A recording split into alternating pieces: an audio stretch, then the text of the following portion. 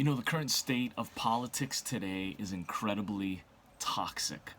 And the greatest threat to our society, I believe right now, it isn't which political party is right or wrong and who gets their way with laws being passed, as much as it is the fact that we are losing our ability to freely discuss our points of view in an atmosphere of open-mindedness and even kindness. Right? There is just a degradation of positive connectedness, interplay. It's becoming extraordinarily tribal in our society, and I think that's hurting us and the next generation of leaders whom we have the responsibility to raise. So if we lose this skill as a society to continue to have unification even in our disagreements, then the truth is we lose everything. If we can't freely discuss and yet keep our relationships intact, then we're in major trouble. So as parents, what can we do to keep our kids from getting caught up in this incredibly toxic culture, which I believe is being fanned into flame even worse by news media culture, social media platforms, and other political platforms that's just making everything worse. And I just want to talk about three things and just help you with three practical ways that we can role model this with our kids, because I think so much of it is really more caught than it is taught, honestly, when it comes to this, because our kids are looking at us, they're watching us, and many of us really are struggling, I think, as parents to create a positive and empowering atmosphere because we all feel so passionately about what's happening today. So I'm not trying to have a political post today, but I am trying to talk about some things that we really need to talk about as parents as far as helping raise our kids to be powerful leaders and light when it comes to discussing social issues and politics, okay? So here is practical tip number one.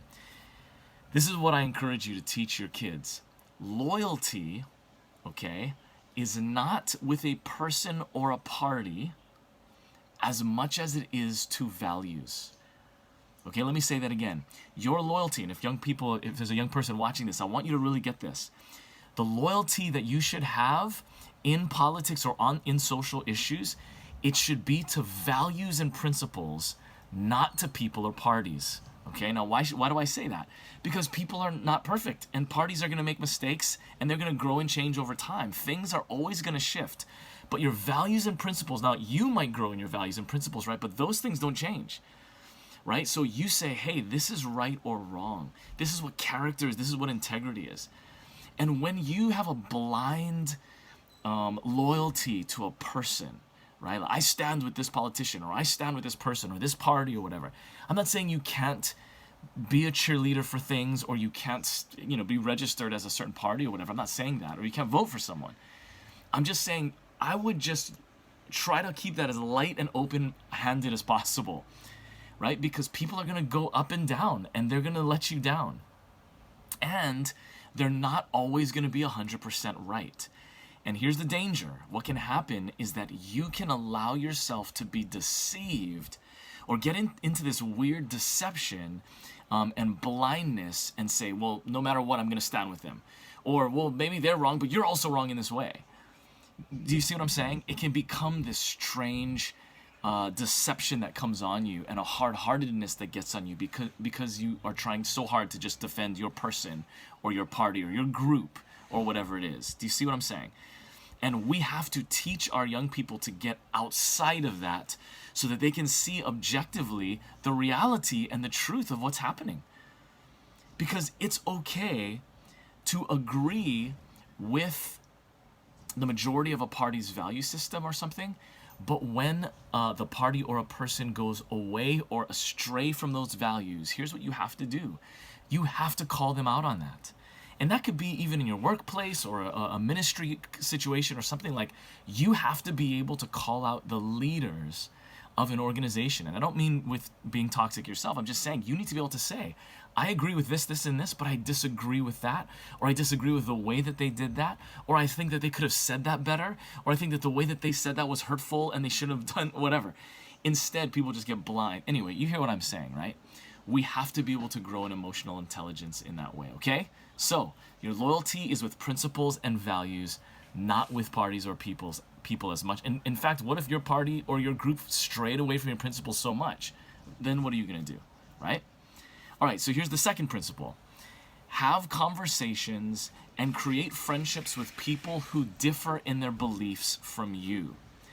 And have these conversations not so that you can win arguments, but so that you can learn. And I really, really mean this, and I want you to hear this. This is such a powerful thing that we need to role model for our young people and for our kids, because again, they're catching more of our attitude and our worldview and how we treat people. And when we listen to news, how we speak to the television or the YouTube channel or whatever, like they watch that more so than anything else that we say.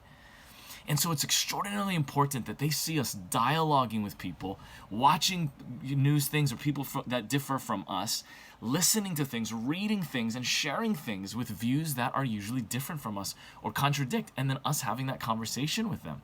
They need to see that we're open-minded, not that we don't have values, but that we're open-minded to always learn more and see where we're wrong. And I really want to say this when it comes to the way that politics and social issues operate. People have different perspectives because of what they've walked through, right? And this really leads me into the third principle that I want to share with you, which is we need to teach and model emotional intelligence with our kids, right?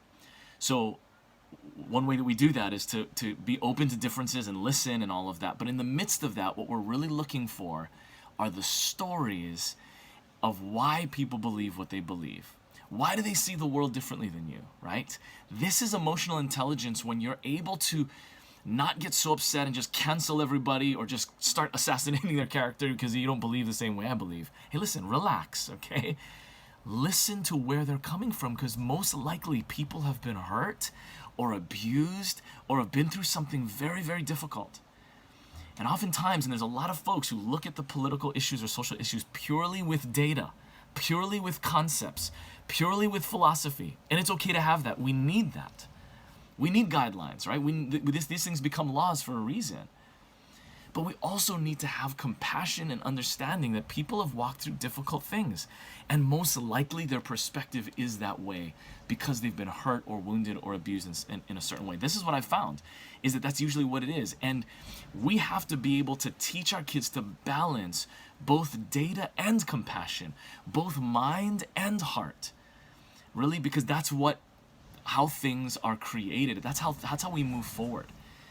And you can win an argument or be right about your principles and your concepts or your data, but you could be wrong when you win that argument. Do you hear what I'm saying? Because you haven't taken into consideration the compassionate aspects, the parts that you have to understand. That's what wisdom is. And that's what we need to teach our kids to learn how to apply in their lives. And when they see you doing this, then they can learn that so much better and so much stronger. Okay?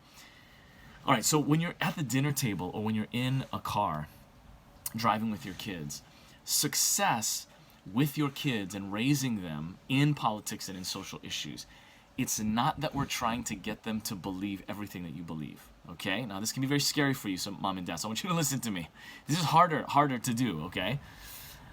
You are trying to empower the chooser inside of them and the worldview that they have so that they can make wise moral decisions, emotionally intelligent decisions.